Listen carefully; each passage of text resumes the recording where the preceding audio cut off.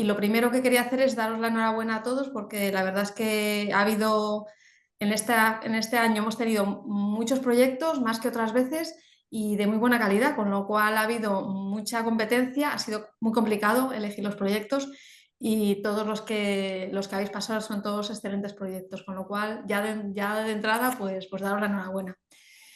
Yo creo que ya me conocéis todos. Soy Pepa Limeres, soy la responsable del área de ciencia de la Fundación Botín y directora del programa Mind the Gap. Y hoy pues, os hemos convocado para daros una primera sesión de 3 que vamos a tener, en la que la idea es daros algunas pautas, orientaciones que puedan ayudaros en la preparación de la documentación técnica para esta fase 2. Comentar que estamos grabando el webinar como solemos hacer y luego lo dejaremos como material de referencia, quizá por alguien que no pueda estar hoy. Recordaros que aunque el chat no va a grabarse, solamente se grabará y no se grabará ninguna imagen ni voz de ninguno de los que estáis asistiendo, solamente las de los que estamos hablando, de Carlos y de las personas de la Fundación Botín, pero sí que es verdad que en el chat lo podrán leer todos los asistentes, con lo cual, bueno, pues es de sentido común, pero bueno, que no facilitéis información confidencial que no queréis compartir con el resto del mundo.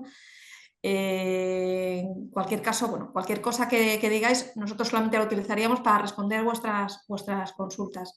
Y también os recuerdo que lo que no doy tiempo a comentar hoy, siempre tenéis nuestro buzón mindthegap@fundacionbotin.org para cualquier duda que podáis tener.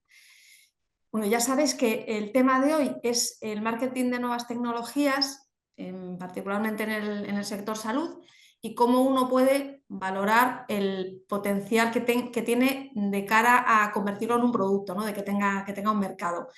Vamos a tener a Carlos Álvarez, al que también conocéis, con lo cual tampoco necesitaré presentároslo porque también participó en alguno de los webinars de la fase 1. Y como digo, la idea es proporcionaros orientaciones que os puedan ayudar, sobre todo a los que quizá tengáis un poco menos de experiencia en este tema del emprendimiento científico. Y la idea es empezar con la presentación de Carlos, que durará 40-45 minutos, ¿no, Carlos? Que después tengáis tiempo también para preguntar y para que podamos un poco, pues bueno, pues que podamos ir resolviendo cualquier duda que pueda estar surgiendo. Así que bueno, pues sin más, le voy a dar la palabra a Carlos. Y yo creo que puedes compartir tu pantalla directamente, seguramente. Voy allá. De silencio ya.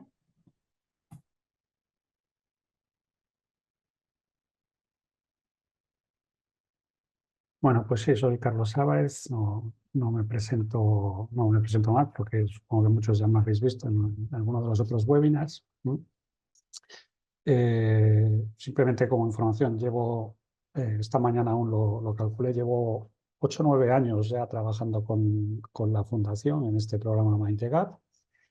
Y bueno, yo por formación soy de administración, pero sobre todo soy de la parte más relacionada con eso, con el marketing, con producto, con la parte comercial, ¿no? Entonces yo me voy a centrar sobre esos aspectos, ¿no?, de vuestros proyectos.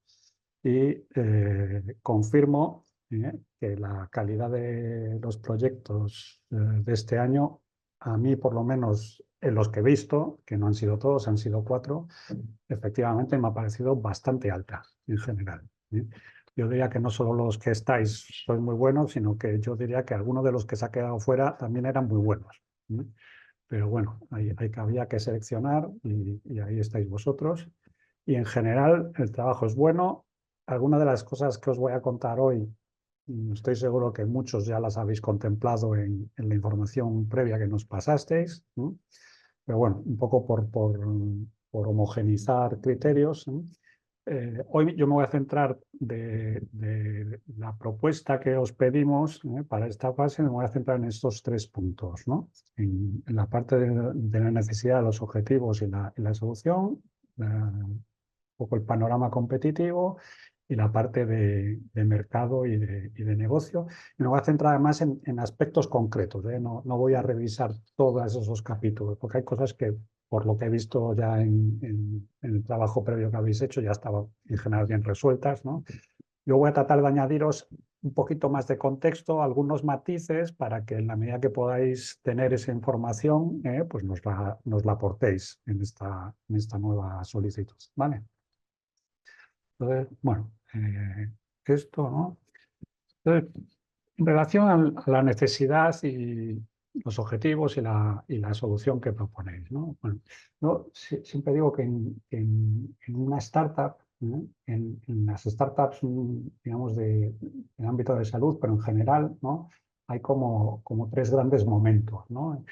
Hay un primer momento antes de la constitución, ¿no? Donde lo que digo es que básicamente lo que hacemos es poner orden en el proyecto. Y aquí hay un objetivo, un hito para nosotros, que es lo que se llama el Problem Solution Fit. Y ahora os lo explicamos. Hay un segundo gran momento de la verdad, que es antes de completar la clínica, donde lo que buscamos, desde el punto de vista de vuestro proyecto, es lo que llamamos el Product Market Fit. Y por último, un último gran momento de la verdad es cuando conseguís convertiros en el standard of care, ¿no? Y ahí lo que buscamos es un concepto que se llama el Business Model Fit, ¿no? Bueno, os voy a explicar exactamente qué son estos tres conceptos para los que no conozcáis esto, ¿no? Lo primero, ¿qué es Problem Solution Fit, ¿no? Problem Solution Fit es mostrar evidencias de que el problema merece la pena ser resuelto. Muchos de vosotros, sobre todo los que venís del ámbito más académico, trabajáis en soluciones.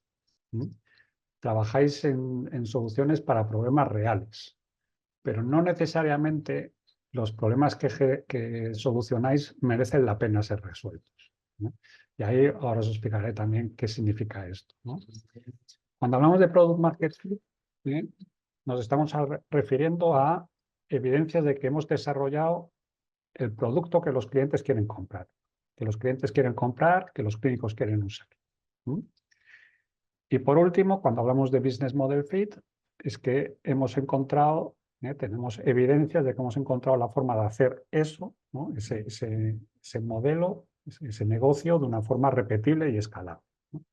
Entonces, por el momento en el que la Fundación invierte en proyectos como los vuestros, lo habitual es que lo primero en lo que nos fijemos es el Problem Solution Fit. Si estamos resolviendo realmente un problema que merece la pena ser resuelto, ¿vale? Eso es una de las primeras cosas que tendríais que ser capaces de demostrar. Algunos, supongo que ya lo habéis resuelto de forma muy satisfactoria en la fase previa, pero creo que todavía podéis hacer un trabajo mejor, ¿no? Entonces, vamos a añadir una capa de información o una capa de contenido a qué es esto del Problem Solution Fit, ¿no? Entonces, Problem Solution Fit, por un lado, es en relación al problema. Hemos demostrado que el problema es lo suficientemente relevante como para que los clientes, los clínicos, estén dispuestos a utilizar una solución mejor que lo ya existente. Y, tema importante también, no basta con ser capaz de resolver un problema. Tenemos que ser capaz de aflorar una oportunidad que sea lo suficientemente grande como para construir un negocio sobre ella. Esto es importante ya no solo desde el punto de vista de negocio, es importante desde el punto de vista de inversión para la fundación y para otros inversores que vais a encontrar por el camino, que los vais a necesitar. Siempre digo que para un dispositivo médico hacen falta entre 10 y 20 millones de euros. Para un fármaco, más. Vais a necesitar inversores. Y un tema clave que luego veremos en un capítulo aparte es el mercado tiene que ser lo suficientemente grande, ¿no?, para que los inversores tengan interés por entrar en vuestro proyecto. Entonces, por un lado, tenemos que demostrar esto, que el problema es suficientemente relevante como para que haya alguien dispuesto a pagar y a cambiar sus rutinas, sus protocolos, para utilizar una solución nueva y mejor, y que la oportunidad sea suficientemente grande para construir un negocio rentable e invertible sobre ella. ¿De acuerdo? Y por otro lado, desde el punto de vista de la solución, tenemos que ser capaces de encontrar cuál es la propuesta de valor que haría que estos clínicos, que estos pagadores estuviesen dispuestos a considerar esa nueva solución. Os voy a enseñar ahora a continuación un ejemplo para que lo tangibilicéis un poco más. Entonces, por un lado, tenemos que tener claro cuál es la propuesta de valor. Es no sé, una precisión mejor, un tiempo para resultado más corto, lo que sea, ¿no? Un valor predictivo más alto, lo que sea. ¿Cuál es la propuesta de valor que haría que vuestros clientes y usuarios potenciales estuviesen dispuestos a cambiar? Luego tenemos que tener también una hipótesis de cómo tendría que ser esa solución ideal, qué tendría que aportar a esos clínicos o qué tendría que aportar a esos pagadores, ¿no? Esa nueva solución, ¿vale? Y por último, tenemos una hoja de ruta para llegar a ese punto, ¿no? A esa solución ideal. Entonces, cuando hemos demostrado ambas cosas, hemos demostrado que el problema es suficientemente relevante y grande y que tenemos una solución que puede resonar en los clientes y usuarios, entonces decimos que tenemos problem solution. ¿De acuerdo? Vale. Entonces, ¿por qué esto es importante? Bueno, pues esto es importante porque no solo en el ámbito médico, en el ámbito emprendimiento en general, se han hecho muchos estudios sobre esto y sabemos que prácticamente la mitad de los proyectos resuelven problemas que nadie tiene o que no son lo suficientemente graves o relevantes para que alguien esté dispuesto a buscar una solución. Prácticamente el 50%. Pues por eso es tan importante en estas fases tan iniciales que seamos capaces de por lo menos validar que estáis resolviendo algo que merece la pena ser resuelto, ¿vale? Entonces, aquí yo siempre digo, ¿no? Y esto no es algo exclusivo vuestro, ¿eh? Esto es exclusivo, podemos decir que está generalizado para todos los emprendedores. Especuláis. Creéis conocer el mercado, creéis conocer a vuestros clientes, pero no. En general, todos los emprendedores. Hay un alto grado de especulación. Entonces, lo que queremos es ver en qué medida habéis dejado la especulación a un lado y habéis tratado de captar información del mercado, ¿no? Entonces, aquí lo que nosotros proponemos, lo que buscamos es si habéis ido a ver a las fuentes, ¿no? Si habéis ido a hablar con los clínicos, con los pagadores, con los pacientes, si habéis tratado de captar información de ellos para entender bien el problema, ¿vale? Entonces, en la medida en que tengáis información directa, no solamente de lo que dicen los expertos, las consultoras, nos interesa saber con quién habéis hablado y qué conclusiones habéis sacado, ¿no? Entonces, esto lo agradeceremos, este tipo de información, ¿vale? Entonces, os voy a poner como ejemplo un proyecto de la Fundación, de la primera de las convocatorias en el año 2016, que es Ignitius. Ignitius es un spin-off de la Universidad de Granada, el Servicio Andaluz de Salud. Suelo hablar de este proyecto, supongo que ya habéis oído hablar de él por mi vía. Ignitius está desarrollando un dispositivo médico para el diagnóstico de las amenazas de parto prematuro. Entonces, os pongo un poco en contexto, ¿no? Entonces, una de las cosas que nos presenta Ignitius, aquí estoy haciendo un poco de trampas porque no toda esta información la tenía en el minuto cero cuando se presentó al Mind the Gap, ¿no? Pero bueno, ¿qué es lo que buscamos? Pues aquí yo simplemente os hago hincapié en esto, ¿no? O sea, todos recurrís a la literatura científica, ¿no? Todos podéis citar pues, tal paper, tal no sé qué, de tal investigador que comenta, que opina que este problema está mal resuelto, ¿no? Entonces, Ignitius, por ejemplo, esto fue una de las cosas que hizo, ¿no? Identificó una serie pues eso, de documentos científicos donde se hablaba del problema de los partos prematuros en todo el mundo. Era un problema que no estaba resuelto por H, por B, por lo que fuese. Pero no se quedó ahí, ¿no?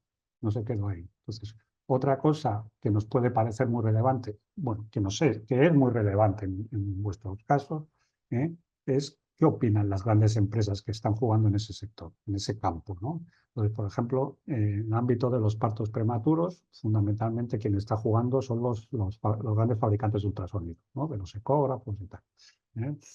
Entonces, bueno, pues algo que se hizo desde Initus fue, oye, ¿qué opinan estos jugadores?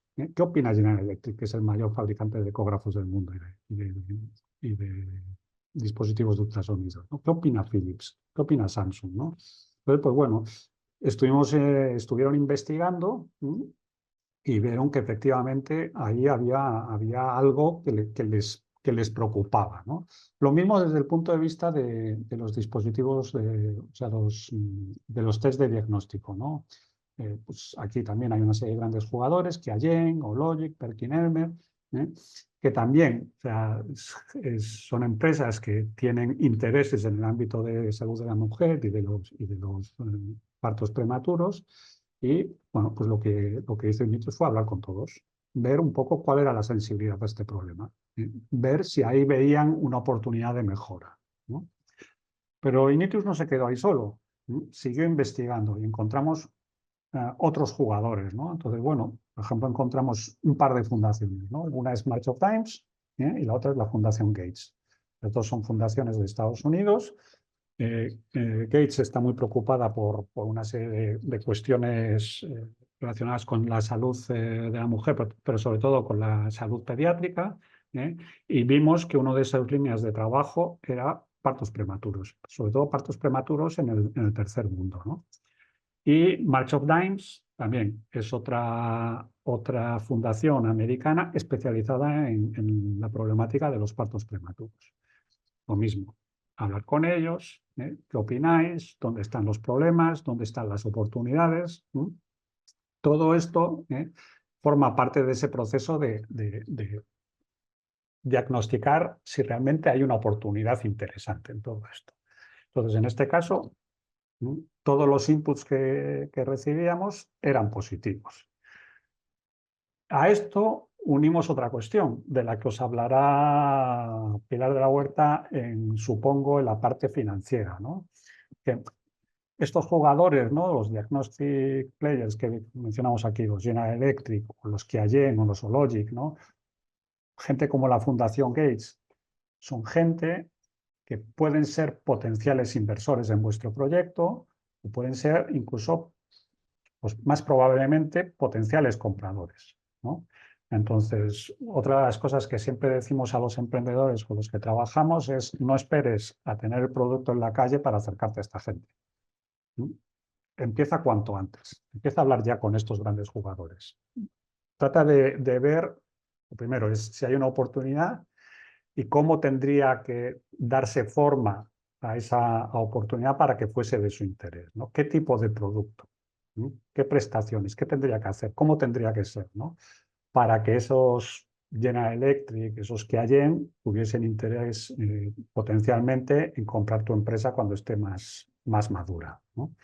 Bueno, supongo que os hablará Pilar de este tema. Otro tema importante para un poco hacer ese diagnóstico de si la necesidad es interesante, los Key Opinion Leaders. Los Key Opinion Leaders, en este caso Initus, pues contaba con un Key Opinion Leader de talla mundial, que es Kypros Nicolaides, es un cirujano fetal, que tiene su hospital en Londres, la Fetal Medicine Foundation, y que ha estado implicado en el proyecto desde el principio. Implicado, por lo menos ha estado informado, ¿no? Y se ha estado con él muchas de las grandes decisiones, ¿no? Entonces, bueno, pues la figura del Key Opinion Leader tiene muchas aristas, ¿no? Una de ellas es que te ayuda a confirmar que realmente estás haciendo algo de interés. O sea, si alguien como este Kypros te dice: oye, sí, esto es un problema que está sin resolver y es importante por esto y por esto, y además las soluciones alternativas no funcionan por esto y por esto y por esto, es alguien que de alguna forma está validando tu proyecto.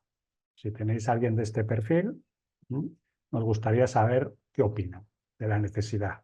Ya no del producto, ¿no?, que estáis tratando de construir. Nos interesa qué opinan de la necesidad. ¿Por qué creen ellos que hay una necesidad? Vale, luego ¿Cuál es la propuesta de valor, ¿no? Antes comentaba, ¿no? La necesidad, el problema es lo suficientemente importante, lo suficientemente grande como para construir un negocio. ¿Eh? Y luego, desde el punto de vista de solución, ¿cuál es la propuesta de valor? ¿Qué es lo que haría cambiar a los médicos y a los pagadores? Y utilizar la solución que estáis tratando de construir, ¿no?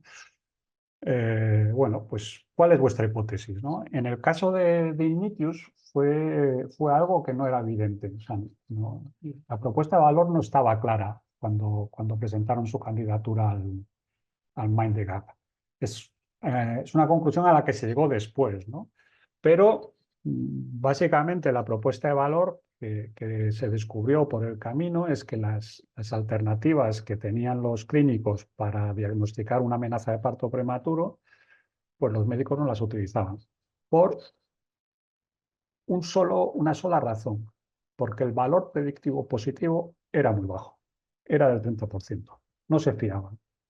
Y entonces, en caso de duda, hospitalizaban a las mujeres.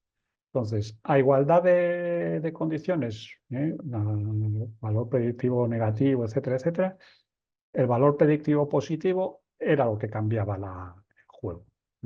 Y entonces, una vez que tuvimos eso claro, Ignitius se centró en tenemos que conseguir que el valor predictivo positivo de nuestro dispositivo sea como mínimo el doble del estándar actual, que era de un 30%. Entonces, todo el desarrollo tecnológico que se ha hecho después está enfocado a maximizar, a optimizar ese valor predictivo positivo. Porque sabíamos que eso era lo que iba a hacer que la aguja cambiase hacia nuestro lado. Entonces, cuanto antes tengamos una hipótesis de cuál es esa propuesta de valor, cuál es digamos, el factor clave que va a hacer que el mercado se incline a nuestro lado, si lo tenéis ya, pues nos gustaría saber cuál es el factor clave. No es simplemente tener una solución. Una solución la puede tener mucha gente. Seguro que hay más gente en cualquier parte del mundo que está tratando de solucionar el mismo problema que vosotros. Pero lo que queremos saber es cuál es vuestra hipótesis. ¿Qué es lo que creéis que va a hacer que la aguja se incline hacia vuestro lado? ¿Y cuál es la hoja de ruta que tenéis para conseguir eso? Luego, una vez que tenemos una propuesta, ¿cómo se traduce esto en una solución tangible, ¿no? Entonces, bueno, aquí hay una serie de conceptos que supongo que todos manejáis ya o manejaréis pronto, ¿no? Por un lado es el intended use, por otra es la indicación y por otra es la clasificación de riesgo, ¿no? Entonces, el intended use es como el contexto en el que se va a utilizar ese dispositivo o ese medicamento, ¿no? La indicación, para qué tipo de síntomas o de condición médica se va a utilizar y cuál es el nivel de riesgo que se le asumen las autoridades regulatorias a un dispositivo o a un medicamento de ese perfil, ¿no? Entonces, en el caso de Ignitius y de su producto, el FindBirth, que es este dispositivo, pues aquí tenéis, ¿no? El intended use es una sonda intravaginal que mide la consistencia del tejido cervical, que se combina con una serie de parámetros para evaluar si la mujer va a estar de parto los próximos 7 días, ¿no? Entonces, la indicación es un dispositivo indicado para la evaluación de amenazas de parto pretérmino en el periodo comprendido entre las semanas 24 y 35. Esto es un tema importante porque en el ámbito de los partos prematuros no es lo mismo lo que pasa antes de la semana 24, que eso sería otra indicación, es el pronóstico de parto prematuro, es la probabilidad de que una mujer que se quede embarazada dé a luz a un niño prematuro. Hay una indicación que es en la que está trabajando Ignitius en primer lugar, que es esta de las amenazas de parto prematuro, que es entre la semana 24 y 35. Y hay una tercera indicación que también está en el pipeline, que es la del pronóstico de la inducción al parto. O sea, es una vez que ya ha pasado la semana 35, es si la mujer va a responder o no a los tratamientos para inducir al parto, ¿no? Y un detalle que también es importante. ¿Qué nivel de riesgo prevéis para vuestro producto, ¿no? Pues en el caso del FindBirth de Ignitius, pues es un clase 2B para el mercado CE, es un clase 3 y autorización premercado para la FDA. Entonces, estos son datos relevantes Relevantes porque esto ya te da a entender pues, cuáles van a ser los requisitos regulatorios, cuáles van a ser los plazos que tenemos que manejar. Bueno, te da unas pistas bastante certeras de por dónde van a ir los tiros en los próximos años. Entonces, lo mismo, o sea, si sois capaces de empezar a vislumbrar, a tener una hipótesis de cuál es el intended use, cuál es la indicación, cuál es el nivel de riesgo que se le asigna, pues nos gustaría también tener. En general, creo que hay proyectos que esto más o menos ya lo tenéis razonablemente definido, otros están un poquito más en el aire, ¿no? Sobre todo temas como la clasificación del riesgo, que me suena que algunos, por lo menos de los que vi yo, no mencionabais qué clasificación tenía, o estimabais que tendría, ¿vale? Vale, luego en cuanto a objetivos futuros, bueno, está bien que tengáis una idea clara de dónde estáis y qué es lo que os queda por hacer. Entonces, aquí hay muchas herramientas, hay mucha literatura, hay muchos expertos que os pueden ayudar. Yo personalmente, a mí me gusta mucho el modelo Guides que desarrolló esta gente del CIMIC, ¿no? Del Consorcio de Hospitales de Massachusetts, ¿no? O de Boston, ¿no? Que es pues eso, es una herramienta de diagnóstico y un guiaburros de alguna forma de las tareas que tienes que ir ejecutando para ir avanzando, ¿no? en el desarrollo de tu producto. Este guide está muy enfocado a dispositivos, a salud digital y a kits de diagnóstico. Es una limitación, pero para los que estéis en ese ámbito creo que puede ser una buena herramienta, ¿no? Y bueno, en esa herramienta pues tenéis 4 tracks, ¿no? La parte tecnológica, la parte regulatoria, la parte de mercado y la parte clínica. Una forma pues, de poder avanzar de forma, digamos, homogénea. Nosotros lo que hemos visto es que, o lo que propondríamos, es que lleguéis hasta aquí, por lo menos, antes de haberos constituido, o sea, que hayáis confirmado que realmente hay un problema que merece la pena ser resuelto y tenéis una propuesta de solución que puede encajar con ese problema, en la medida posible antes de constituir. La realidad es que algunos encontráis esa respuesta después. ¿Vale? Lo que sí sabemos es que en estos 2 años en que se os financiará a los que seáis seleccionados, es difícil que lleguéis más allá de este punto, que normalmente es el inicio o los últimos momentos antes de empezar los ensayos. Es lo que en el mejor de los casos habréis llegado ahí, a este punto. ¿Vale?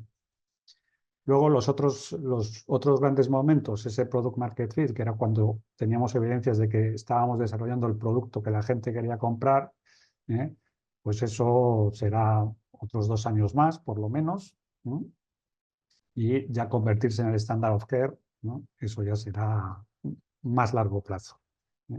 Pero vamos, en 2 años, si sois capaces de llegar hasta aquí, creo que es un logro bastante relevante. No todos llegaréis hasta aquí en 2 años, porque por el camino siempre aparecen problemas, sobre todo los que desarrolláis temas fármacos y tal, es imposible. Los que estáis más en el mundo de los dispositivos, si sois muy eficientes y ya tenéis experiencia, es posible que lleguéis a los ensayos en los próximos 2 años. Si no, bueno, os quedáis un poco más atrás. Pero bueno, aquí la clave es que aquí tenéis ese guiaburros. Si vais un poco siguiendo cada uno de esos puntos, hay una web que es esta, guides.org, donde tenéis cada una de esas entradas, está desarrollada, qué es lo que tenéis que hacer, qué herramientas podéis utilizar para conseguirlo. Tenéis todo tipo de documentación para entender bien el problema y cómo resolverlo. Pero esto os da eso, un guiaburros, un paso a paso de lo que tendríais que ir resolviendo para poder avanzar en todos esos 4 tracks de forma más homogénea. ¿Vale? Vamos de tiempo. Vale. Bueno, sobre la parte del análisis competitivo, en general, bueno, todos habéis identificado un poco quién es vuestra competencia.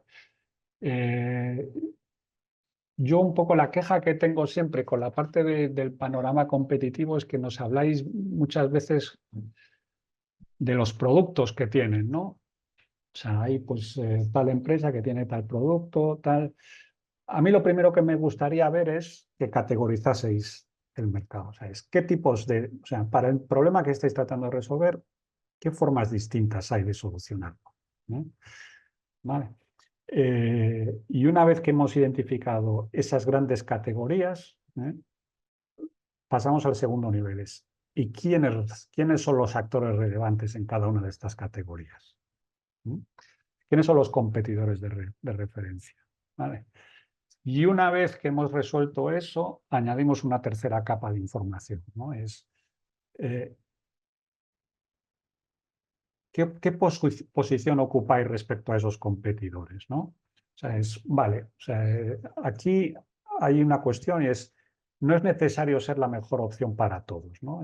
Oye, para este problema, ¿en qué condiciones yo sería la mejor opción? ¿Para qué tipo de pacientes? ¿O en qué fase de esos pacientes, ¿no? Por ejemplo. Me gustaría ver un poco eso, vuestro análisis de, oye, ¿cuáles son los pros y los contras de cada una de estas opciones, ¿no? Y luego hay una cuarta capa de información, de la que en general sí que ahí vemos muchas lagunas, es que nos habléis de las empresas, no de los productos. Los productos es importante ver dónde estáis vosotros en comparación con esos otros productos. Pero también nos interesa saber quién está detrás de las empresas, en qué fase están. ¿Están en fases preclínicas, en clínicas, en fases comerciales? ¿Quién ha invertido en ellos? ¿Cuánto dinero han invertido en ellos? ¿Quiénes son los partners? ¿Quiénes son sus key opinion leaders? Hay una serie de cuestiones que nos parecen muy relevantes y normalmente ahí sí que en general no soléis entrar en este nivel de detalle, ¿no? Pero un poco también, volviendo al ejemplo de Initius, pues aquí tenéis un análisis, digamos, de primer nivel, ¿no? Oye, amenazas de parto pretérmino o de parto prematuro. ¿Cómo se resuelve esto? Pues básicamente hay dos grandes categorías, ¿no? El test de fibronectina y la PAMG1, que son test de diagnóstico in vitro, y luego está una técnica de ultrasonidos que se llama la cervicometría. Entonces, vale, o sea, nosotros tenemos un dispositivo que se llama el FANBERT, que sería parecido a los dispositivos de ultrasonidos, aunque no son ultrasonidos. Es otro tipo de tecnología de ondas de torsión que se le llama, ¿no? Entonces, lo primero es, vale, pues en este negocio, para resolver este problema, hay distintas formas de verlo. Test de diagnóstico in vitro y ultrasonidos. Dentro de cada una de esas, información muy relevante, detrás de los test de diagnóstico está Qiagen y Hologic. Detrás de la cervicometría está General Electric y Philips. Son grandes jugadores, ¿no? Son grandes jugadores. Entonces, ese es el terreno de juego en el que tenemos que jugar. Esto nos da una idea de cómo va a ser la lucha. Pero al mismo tiempo también nos da una idea de a quién le puede interesar más potencialmente lo que queremos hacer en Ignitius, ¿no? Entonces, pues bueno, esto es algo que se ha hecho ya desde el principio en Ignitius, ¿no? Vamos a hablar con ellos. Cuando todavía estábamos en unas fases muy iniciales, el CEO de Ignitius, una de las cosas que hizo fue presentarse a General Electric, a Philips, a Jen y explicarles, mira,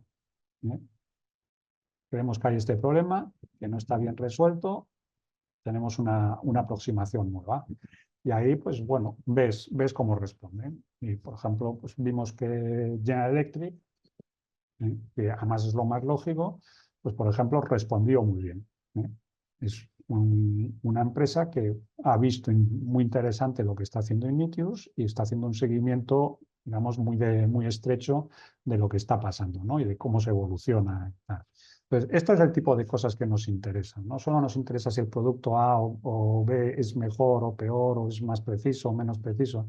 Eso es interesante, pero también nos interesa saber quién está detrás. No es lo mismo luchar con un General Electric que luchar con otra startup como vosotros. Luego hay otra dimensión de la competencia que es quién más puede estar haciendo algo parecido a lo que hacéis vosotros. Pero eso a pesar de lo que parezca, es menos relevante. O sea, es importante también saberlo, pero no nos preocupa tanto, ¿eh? Nos preocupan más, ¿eh?, los que están aquí, ¿no? Estos grandes pesos pesados.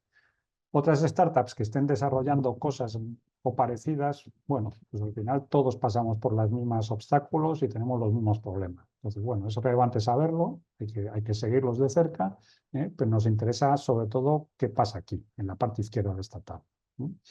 Un poco volviendo a la propuesta de valor que os comentaba antes, ¿no? Pues esto fue la conclusión, ¿no? Vimos un poco cada uno de los datos que manejaban estas empresas, ¿no?, sobre sus productos, y aquí fue donde llegamos a la conclusión de que el problema estaba en el valor predictivo positivo.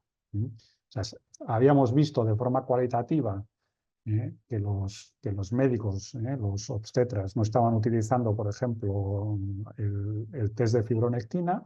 De hecho, habíamos visto incluso que el test de fibronectina en los datos de mercado había crecido mucho y de repente se había estancado. Perdonad que tengo un gato. Y lo que no sabíamos muy bien era por qué no estaba funcionando, ¿no? Y ahí encontramos la solución. Sabíamos que los médicos no lo utilizaban porque no se fiaban, y al final es que ahí tienes la razón, es que el valor predictivo positivo era bajo. Entonces, es eso, ¿no? Una vez que identificamos ese factor, entonces todos los esfuerzos iban dirigidos a esto, ¿no? Tenemos que ser capaces de mejorar esa variable, porque ahí es donde se va a jugar el partido, ¿no? Luego, en la parte más relacionada con el mercado y con negocio, ¿no? Bueno, os lo he comentado al principio. Nos interesa muchísimo, hablar en términos de tamaño y de crecimiento, ¿no? ¿Cuáles son vuestros datos, los datos que manejáis o las hipótesis que manejáis, ¿no? Porque eso es uno de los factores más relevantes desde el punto de vista de un inversor. O sea, al final un inversor, no tanto en el caso de la fundación, porque aunque sea un inversor, no es un inversor financiero al uso, pero los inversores financieros de verdad, que vengan en el futuro, sí que van a ver esto. Y a nosotros nos interesan que esos inversores entren. Entonces, esto es un dato muy relevante. Hace falta mercados grandes. Lo hemos visto en proyectos donde el mercado no era lo suficientemente grande y pues era un freno para que entrasen esos nuevos inversores. Entonces, el tamaño es importante en este negocio. Tenemos que tener una idea clara de eso, no solo en términos de pacientes, de prevalencia, de incidencia, sino en términos de euros, ¿no? O sea, es cuánto dinero se puede mover en este negocio, ¿vale? Otras cuestiones relevantes es cómo se segmenta ese negocio, ¿no? Oye, ¿todos los pacientes se gestionan igual? Bueno, en el caso de los partos prematuros ya habéis visto, ¿no? Pues hay distintas indicaciones. No es lo mismo antes de la semana 24, que entre la 24 y la 35, que después de la 35. Bueno, hasta ahí todos llegáis, pero desde el punto de vista de los sistemas sanitarios, ¿se comportan todos igual? Pues otra vez, no. No es lo mismo un sistema americano, no es lo mismo todos los sistemas europeos. Hay sistemas donde pues, ven los partos prematuros, tienen más incidencia o menos, es más una prioridad o menos. Su forma de gestionar los pacientes puede ser de una forma o de otra. Eso tiene implicaciones a nivel de pues, valor que ven en tu solución, ¿no? Entonces, ese tipo de cosas también, en la medida en que seáis capaces ya de darnos algunas ideas sobre cómo se está segmentando ese mercado, es interesante. Y por último, hay otro tema que, por lo menos en los proyectos que he evaluado yo en esta convocatoria, no me suena haber visto, es el tema del reembolso, ¿no? Oye, ¿qué referencias veis que puedan ser de interés para vuestro producto? ¿De acuerdo? Volviendo un poco al caso de Initius, pues aquí tenéis, ¿no? Initius lo que ha hecho ha sido dimensionar el mercado no según lo que dicen las grandes consultoras, que encontraréis multitud de consultoras donde preguntáis, oye, ¿cuál es el tamaño del mercado de lo que sea? Y te dirán, pues estas son las proyecciones de aquí a 2030, tanto tamaño, tantos millones de dólares, tanto crecimiento anual. Bueno, eso está bien como como primera aproximación. Pero lo que os proponemos es que empecéis a pensar lo que llamamos bottom-up, ¿no? Es, oye, ¿cuántos pacientes,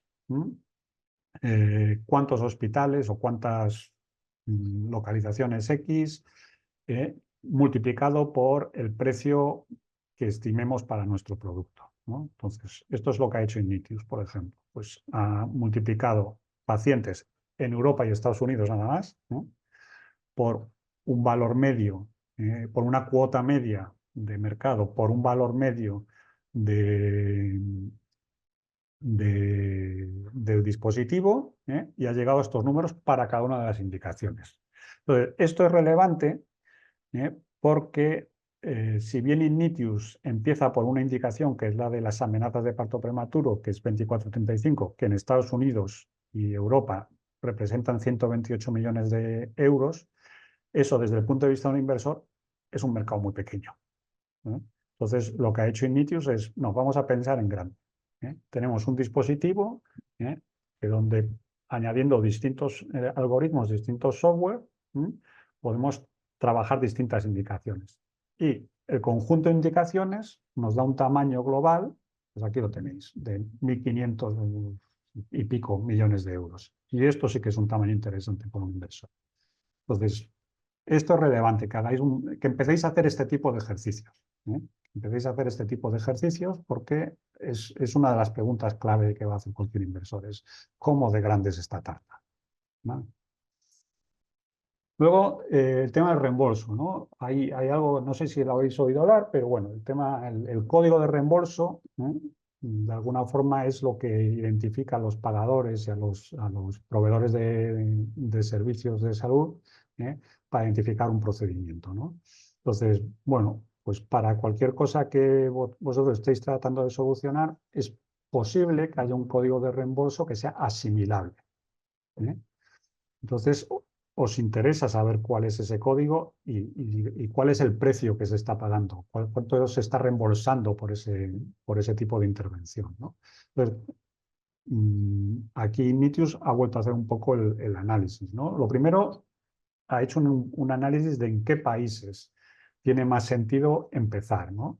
Entonces, por una serie de datos, tanto de prevalencia o de incidencia, como datos de cómo se gestiona el sistema sanitario, etcétera, etcétera, pues Ignitius ha llegado a la conclusión de que los 4 países por donde había que empezar a hacer, digamos, el lanzamiento comercial tendrían que ser estos 4, ¿no? España, Países Bajos, Alemania y Estados Unidos. Y lo que ha hecho ha sido identificar cuál es el código de reembolso más cercano en cada uno de esos países. Y esto te da, pues, unas referencias. Te da unas referencias. Pues ahí tenéis.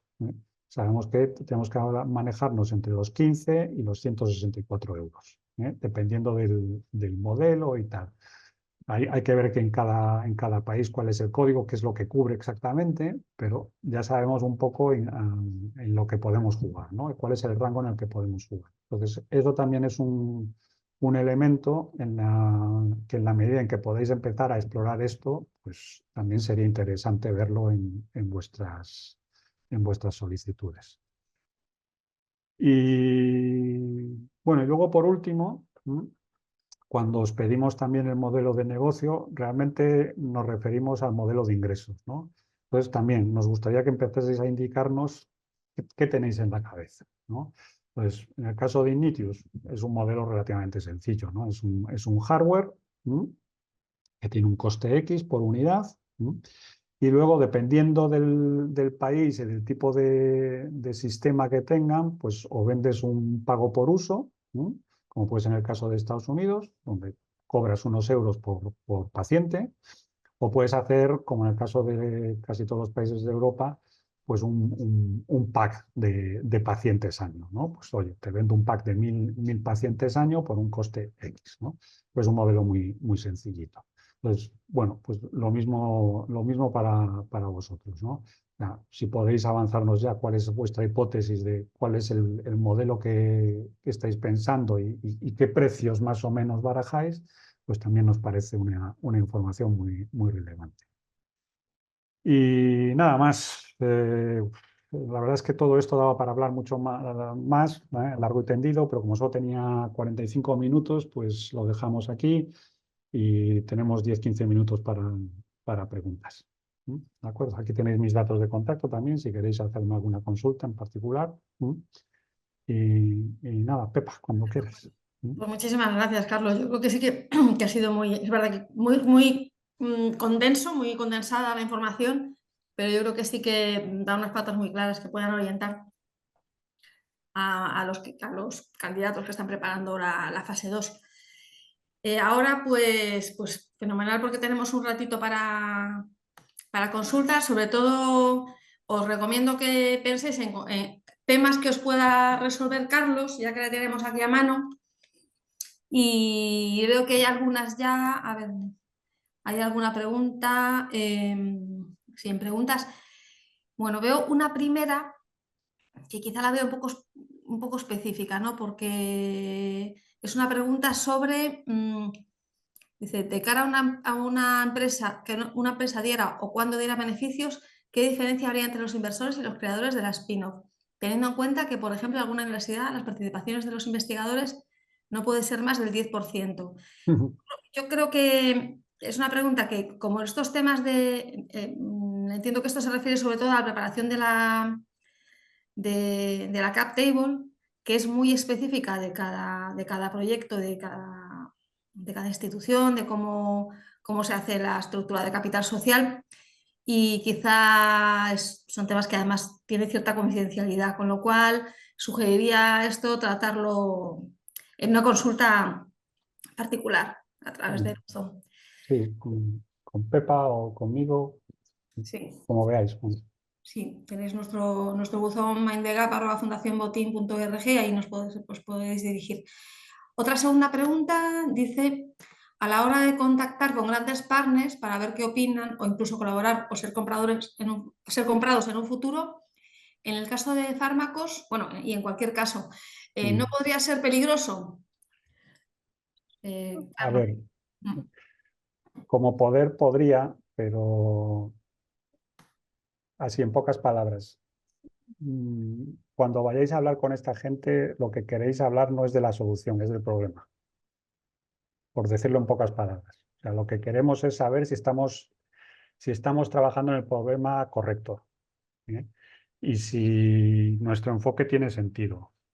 Pero obviamente cualquier tipo de información confidencial está fuera de la cuestión. Vamos. Claro, Lo que nos importa es sobre todo entender bien el problema y cuáles son los drivers, que tirarían de una solución nueva. Eso es lo que nos interesa. Y por otro lado, que esa gente sepa que estamos trabajando y que tenemos un plan, y que tenemos unos hitos que cumplir y que vamos a llegar, ¿no? Pues normalmente ese tipo de jugadores tampoco te hace una oferta nada más verte. Esta gente lo que hace es ser muy cauta, porque saben que de las startups hay un número elevado que mueren por el camino. No encuentran financiación o la ciencia no funciona como se esperaba o los socios se pelean. Hay un montón de factores de riesgo. Estos proyectos, ¿no?, son de alto riesgo. Entonces, normalmente estas empresas lo que hacen es ver cosas que les interesan y las meten al radar y las van siguiendo a lo largo del tiempo. Y cuando has hecho lo que llaman el de-risking, entonces a lo mejor ahí te hacen una propuesta. Pero no tienen por qué saber de más sobre la ciencia. La ciencia es vuestra. Y en la medida posible, cualquier intercambio de información que sea con papeles por medio, o sea, con acuerdos de confidencialidad y tal. Y lo menos posible, además. Menos posible. Además, en nuestra experiencia coincido plenamente. Creo que en este tipo de conversaciones muy preliminares, yo creo que a la industria sí que le interesa saber lo que se está cociendo y qué se está haciendo y quién está trabajando, de manera que a ellos les beneficia saberlo, pero inicialmente no hay por qué compartir más información más allá de entender bien cuál es el problema al que tiene sentido abordar y qué tipo de solución se está trabajando. Y que ellos digan pues que tendría que tener esa solución para que a ellos les pudiera parecer interesante, ¿no? Y es lo que suelen hacer. Y además, efectivamente, suelen decir que vuelvas cuando tengas tales y cuáles datos. Pero ya eso es importante. Ya si te dicen, quiero ver esto y esto y esto, y enséñame este tipo de ensayos o estos otros, o esta caracterización o lo que sea, pues esto todo es... Quieren ver datos. ¿Sí? Y lo que quieren ver es que cumples con los hitos, porque saben que muchos de estos proyectos mueren. Entonces, si has conseguido levantar financiación, ir cubriendo etapas, bueno, es una señal de que eres un profesional. Y eso también es relevante para ellos, porque no olvidemos que las startups son productos de alto riesgo. ¿Sí? Son productos de alto riesgo. Entonces, cumplir con tus compromisos es lo primero que están viendo. Es si estás avanzando y lo haces de forma profesional, digamos. Vale. Bueno, sí, voy a pasar ahora al chat, que veo que también hay Sí, preguntas. hay por los dos lados, sí. Sí, voy a ir, bueno, por orden más o menos de, de presentación de la pregunta. Bueno, muchas gracias, Carlos. Una pregunta más general sobre el documento de la fase 2. ¿Hasta qué punto podemos ajustar plazos o costes con respecto a la fase 1? Bueno, Esa es esta fácil, pregunta más que toca. a Carlos será así. Bueno, entiendo que la pregunta pueda ir porque quizá haya habido recomendaciones por parte de los evaluadores, por ejemplo.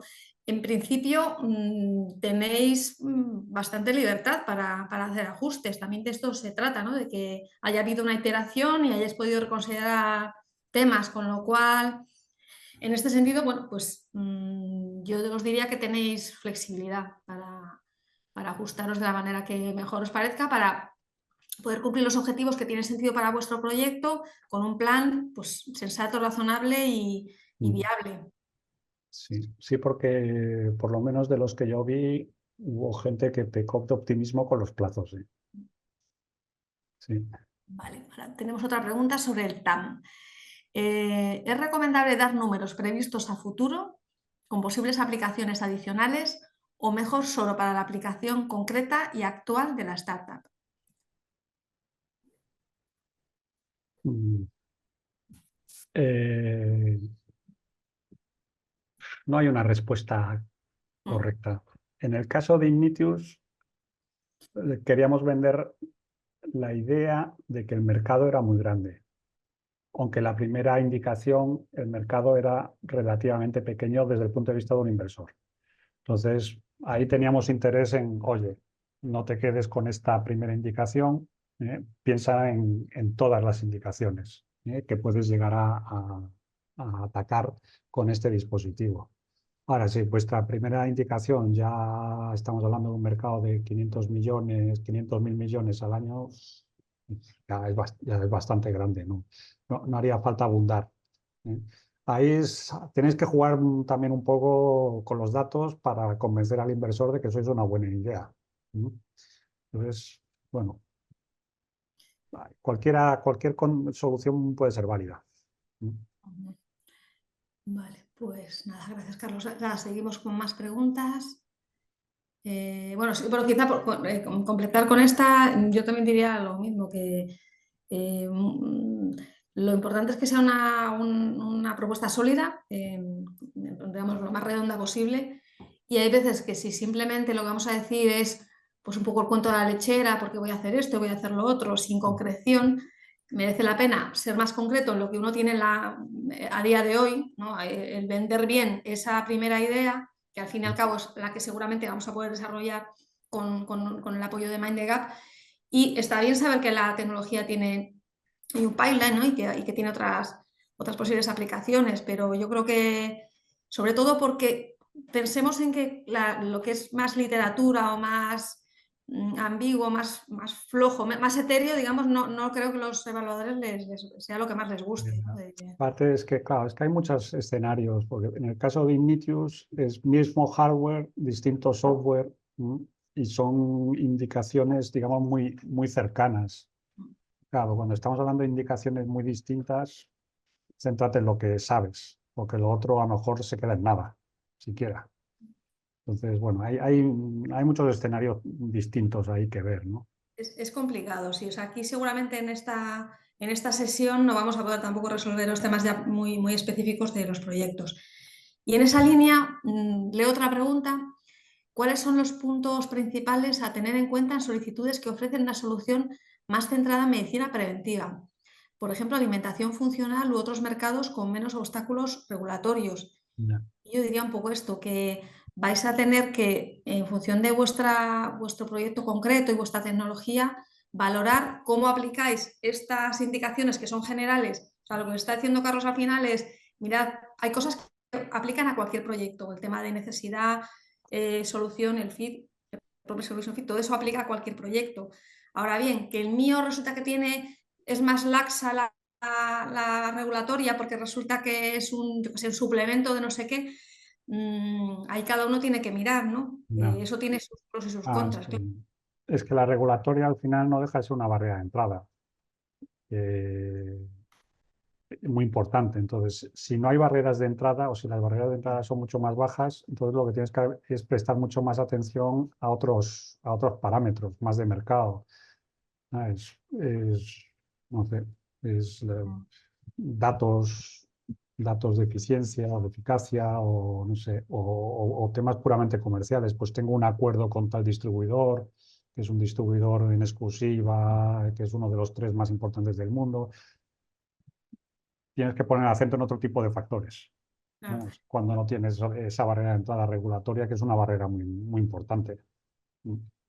Claro, y cuando, así como tener un mercado más nicho, pues quizá en números puede ser menos atractivo, pero quizás no digo que sea fácil, pero bueno, que tienes como más claro cómo llegar. Pero si hablamos de mercados enormes, el volumen es grande, pero también es difícil acceder, ¿no?, a estos mercados, ¿no? Claro, si no hay barreras de entrada regulatorias, yo me centraría mucho en qué medida tienes control del mercado. O sea, si tienes acuerdos de exclusividad con distribuidores, si tienes unos datos de tu producto que son mucho mejores que los de la competencia, no sé, datos más de mercado, porque al final va a ser ese el partido que tienes que jugar.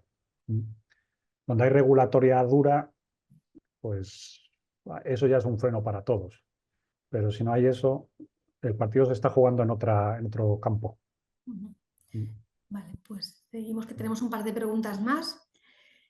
No sé si entiendo esta pregunta, ¿eh? Has dicho de clases en Product Market Fit, da ejemplos, por favor. Ah, No sé si sí. se refiere a ejemplos de... Sí, ¿no? Ahí, por daros un ejemplo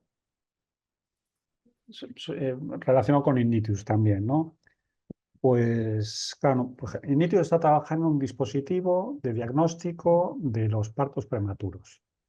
Claro, con los partos prematuros hay un escenario típico que es en las urgencias de los hospitales de referencia, donde hay maternidades, ¿no? Eso sería un producto. ¿Qué pasa si llevamos este producto a un país como India, que es el país donde más partos prematuros hay del mundo? Donde el hospital de referencia y las urgencias del hospital de referencia con maternidad a lo mejor está a 5 horas de distancia. Eh,